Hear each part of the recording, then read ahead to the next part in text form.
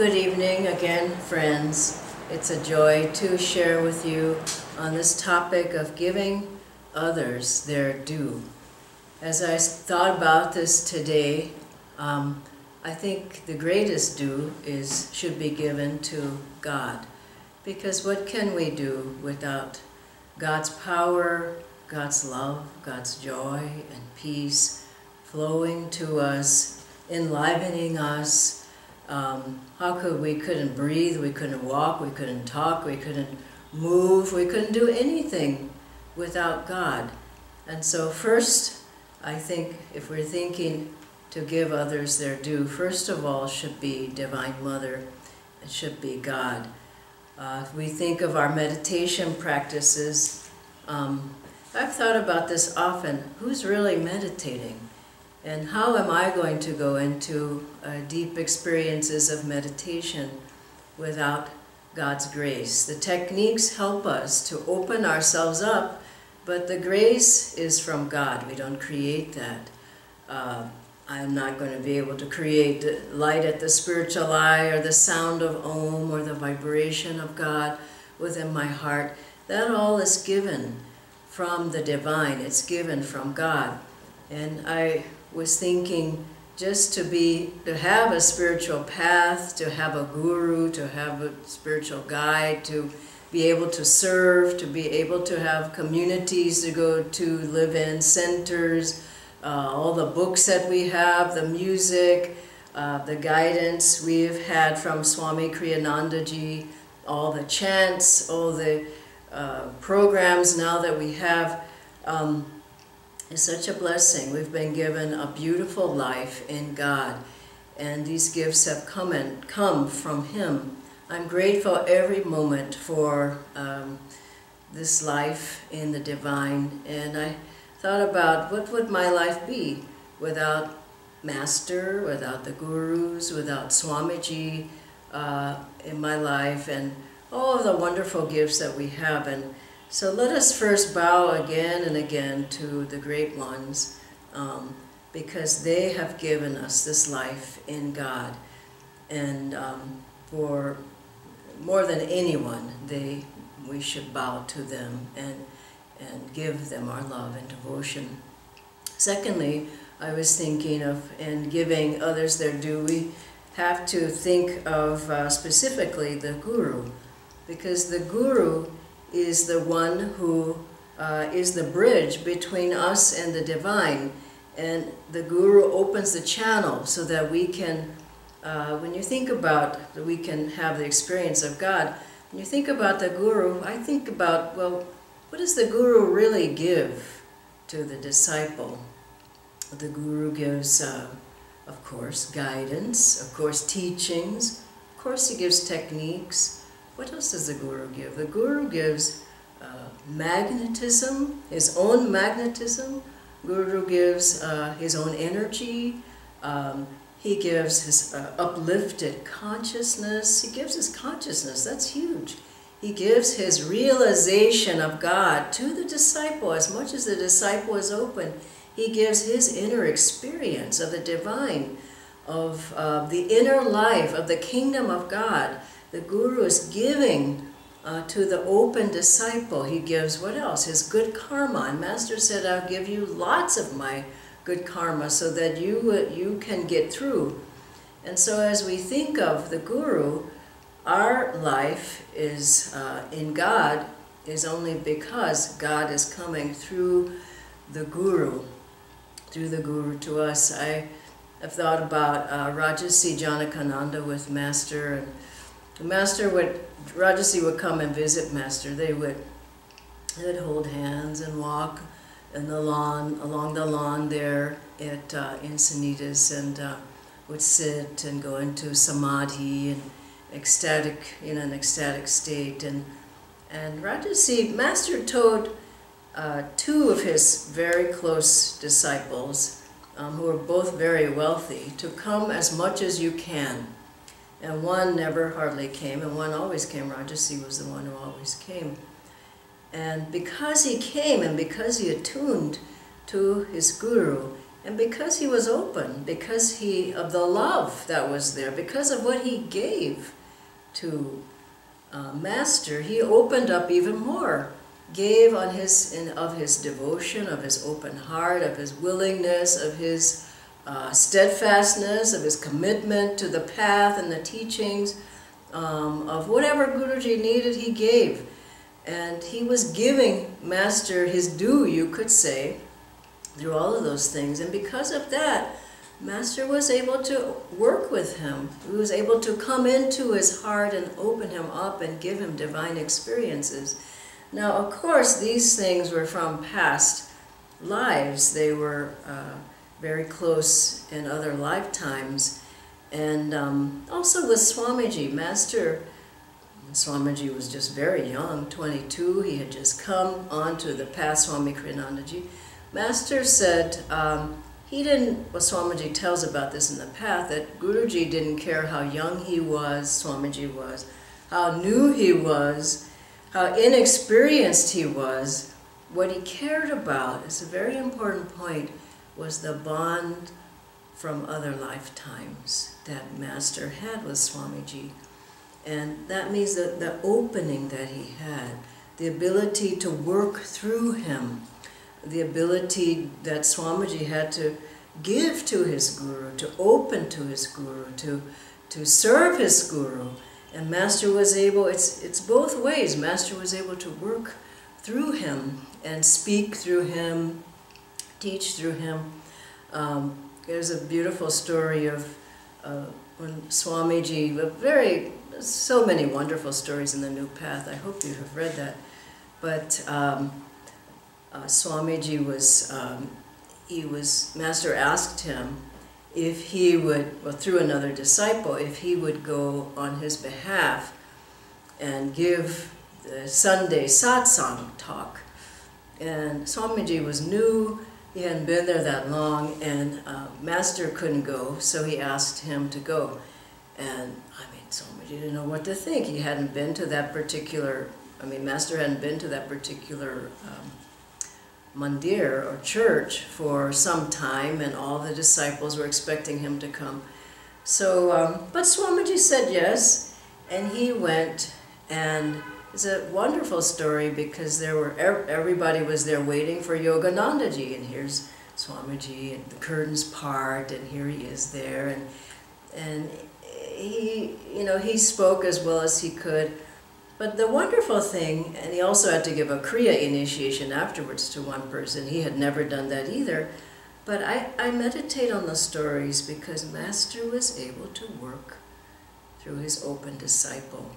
Because Swamiji was so open, Rajasi was so open, Sister Gyanamata was so open, Dr. Lewis, they were so open in their giving of their love, giving of their devotion, giving of their desire to help. There probably were many other people who could have maybe they spoke better, maybe they could have organized better, whatever, but they weren't open. And so Master used and uses those channels that are open, where the blocks are melting, at least if they're not melted, and he's able to work through those who are giving the due to their Guru every day. And there's another very sweet story of Swamiji when Master asked him to, shake hands with the congregation members as they came out of the talk that Master had given on Sunday. And there must have been at least 150, 200 or more people there. And so Swamiji, he stood at the door and waited for people to come out, and he shook the first person's hand, and then the second and the third, and he kept shaking the hands, and then, he sort of started getting tired of shaking hands. And then by the end he asked Master, he said, please don't give me this job again because I just feel so tired now. Master said, that's because you were thinking of yourself. Think of God's energy flowing through you. And as you do that, you will feel even more energy. So Swamiji did this again. I don't know how soon again he did it. But after that time, he did feel uplifted. He felt energy. He felt he was, more energized because he felt God's power. He was giving the due to God. God is the doer. And as we see everything that we do, we feel that his power is flowing through us. There was a disciple, his name was Bernard, and this is also in the New Path, and he had double curvature of the spine. He had many different ailments, and to get up in the mornings, he had to roll, on the bed several times and then kind of roll onto the floor because he couldn't walk that well. And then he was able to push himself up. And Master gave him, I just heard this story yesterday in one of the talks by Swamiji, he gave him the job of driving a tractor. He also gave him a job of climbing up ladders to do various things. Now what's interesting about this is that the disciple, Bernard, because he was open and he saw God and Guru working through him, at the beginning he was able to do these things. And he was doing just fine. And besides doing fine, he was getting stronger. He was getting healthier. His body was improving. And then at a certain point, someone said, well, I mean, why are you doing that? Aren't you ill? And he thought, well, I guess I don't feel that well. I mean, he started thinking of himself again. And this is what people do. And so then he told Master, please, I don't want to drive the tractor. I don't want to do these jobs anymore. Please allow me to not do them. And Master said, all right. Now what happened? The man got worse. He got bedridden, and then he left the path. So this is a very interesting story because as he was attuning himself, opening himself, giving his energy, what little he had, even if you have half a cup, give that and let the Guru, let God fill it. See them as working through you. As he was doing that, he was completely fine. When he stopped doing that, he got out of tune. And he got ill. And he got out so much out of tune that he left his Guru. And so these are important things to remember, especially thinking of how to serve. We should see that God can do anything through us.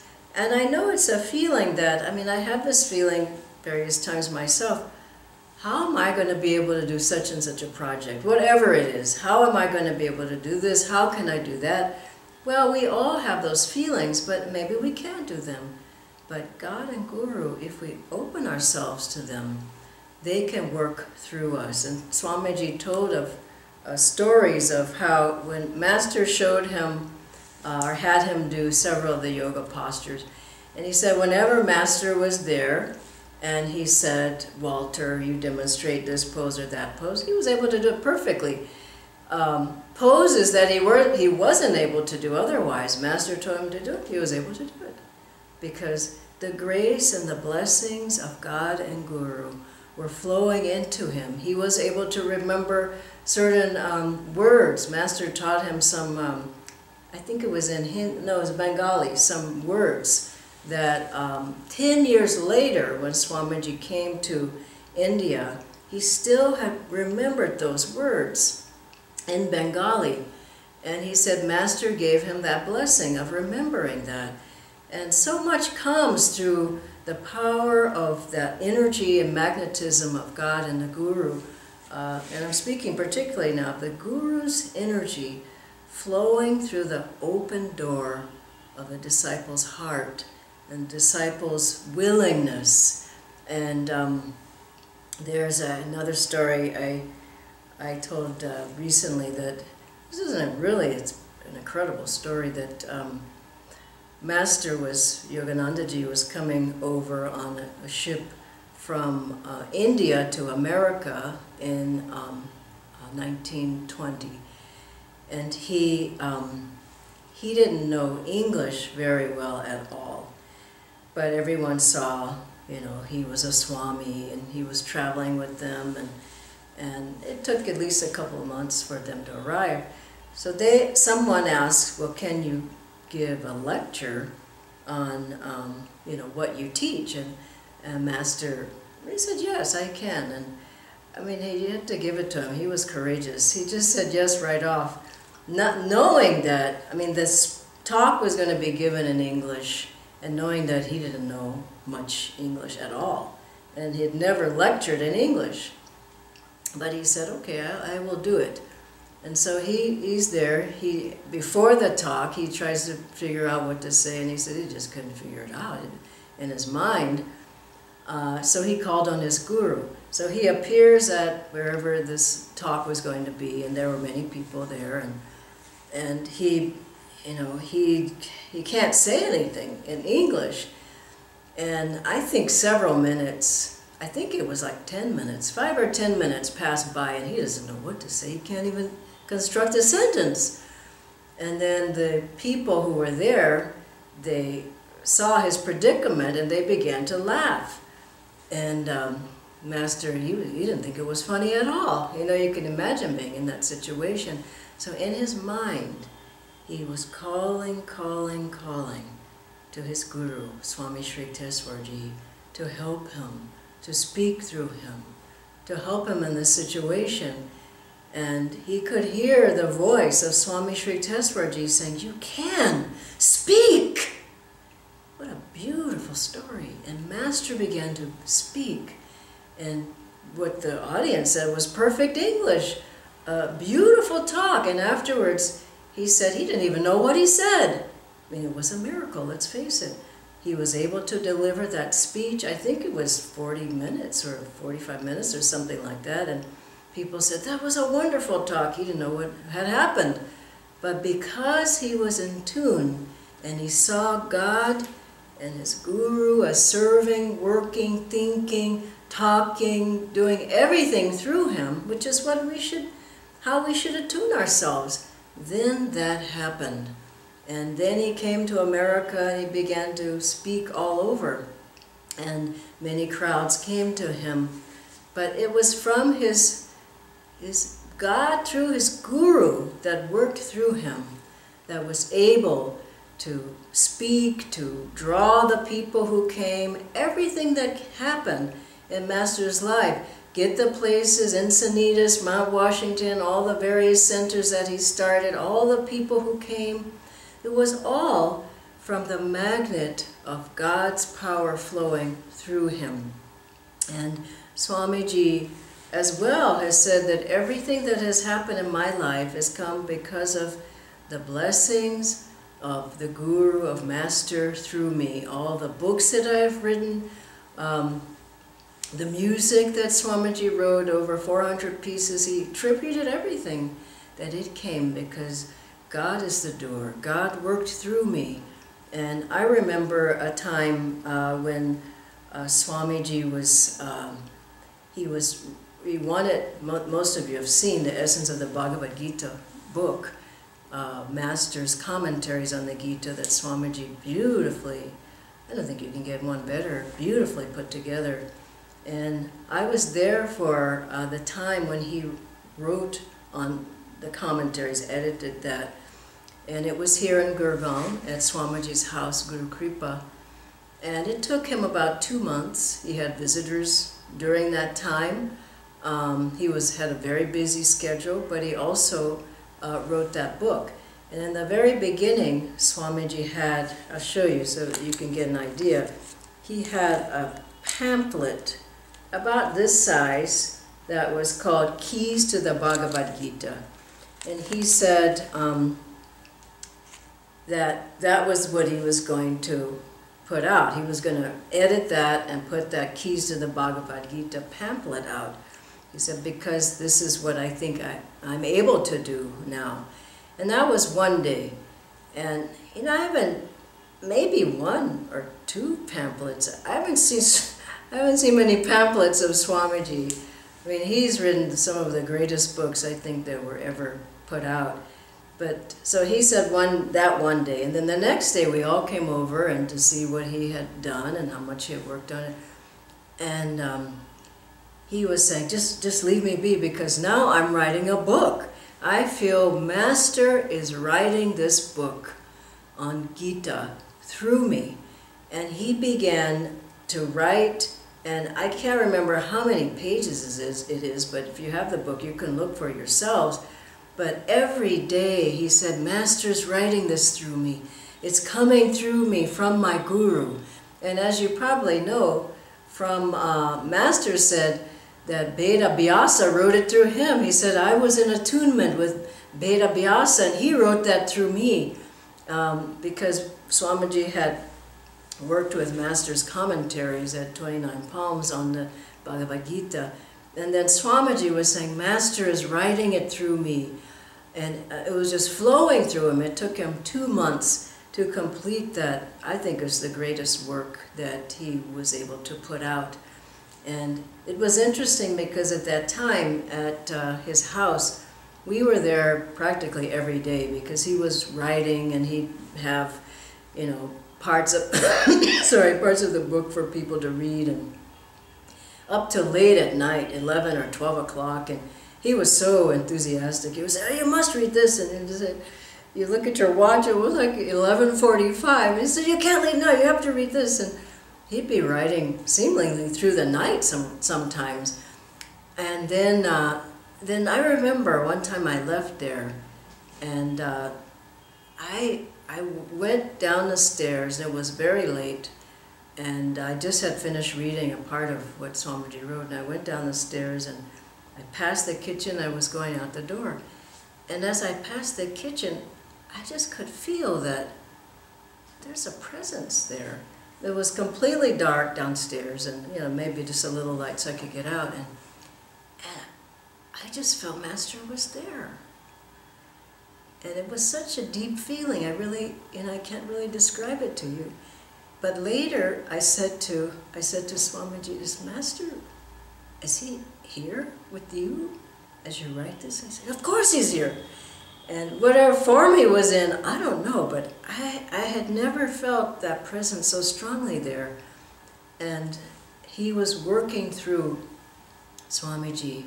So these are very beautiful times and beautiful moments, and we have to remember that God and Guru, if we can give them their due, they can work, meaning, that means to me, I open myself. I'm here for you. You can use me as a channel. I know everything comes from you. Who am I to give a talk or chant or sing in the choir or do the yoga postures or travel or whatever? I have nothing. But with you, I have everything. And that's what it means to always remember God. And I recall one time when I was going through a difficult time in my life, and I asked Swamiji, I said, I'm trying to get through this, and I'm writing. Well, I wasn't writing. I said, I'm giving talks, I'm reading the lessons, I'm doing the techniques, I'm serving, I'm teaching, I'm doing everything I can, I'm praying. And I said, I'm just not getting anywhere. And he said, oh, don't worry, everything will be fine. And I'll never forget, the next day I felt completely different. And I went to Swamiji and I said, I feel so different now. He just said, that's good. And I realized no matter what I did, I just couldn't break through. I had to have God's help. I had to have Guruji's help. I had to know that theirs was the power that was going to make the change. And so, and Master said to Swamiji, don't forget where your power comes from. He told Rajasi Janakananda, don't forget where your power comes from. And Rajasi said, no, Master, I won't forget. I know it comes from you. And that we have to recognize that is the strength. When Master told Swamiji that he had a great work to do through him, and Rajasi told Swamiji, and he will give you the strength. Through you, he'll give you the strength to do it. And so those two parts of recognizing God and Guru and recognizing others, I think we need to see Goddess in them. as serving in them, and see them as our Guru Bhais, our brothers and sisters, and to not try to pull people down, to be encouraging, be loving, as this affirmation that we gave. Congratulate people, thank people, put out an aura of energy. If they've done something, go up and say, that was wonderful. Thank you for organizing the program, or for singing, or whatever it is, to be gracious, and always think, how can I encourage people, rather than, oh, I didn't like that, oh, did you see that, oh, he didn't sing on the right note, or whatever, but to think. I remember times when I was in a choir in Italy, and there were many times we were out of tune many times, I can say that, but it got better and better, I must say. But many times Swamiji would be there, and I would go, oh God, this is really off. And he would afterwards, we'd just, pranam, he would say, well, you looked like angels. That's what it was wonderful. He never said anything about the music. You look like angels. He just was always wanting to help us to grow and feel confident, instead of that note was wrong, that note was wrong, that note was wrong. And that's how we should be with each other. The person has practiced at least, so give the credit as best as you can to those. Also, I was thinking not to give, if you're in a group situation or whatever, always think of the other people. It's so much sweeter to include the others. I agree with what you said. Oh, as this person said, just feel the masters are all in those people. As this person said, why don't we do it that way? That's a good idea, instead of, that was my idea. You remember I said that idea last week? You don't remember, that was my idea. But just to think in a flow, that we're all in together, serving God, serving Guru, and let it flow through you. And finally, flow through you to others, and give them as much credit, more credit, instead of, I'm the one who's done it all. Who cares? Give it to them, and they will appreciate it. They will grow from that. And in taking credit, the other part of this whole thought was, when people give you credit, just be careful. Don't let it go to your head. I always, and what I heard Swamiji say many times when we'd go up to him afterwards and say, thank you for that wonderful talk. It was like a mantra. He always said, God is the doer. Or, I felt Master's presence there too. Or something. He never went, yes, I am the one who gave a great talk. Just let it flow.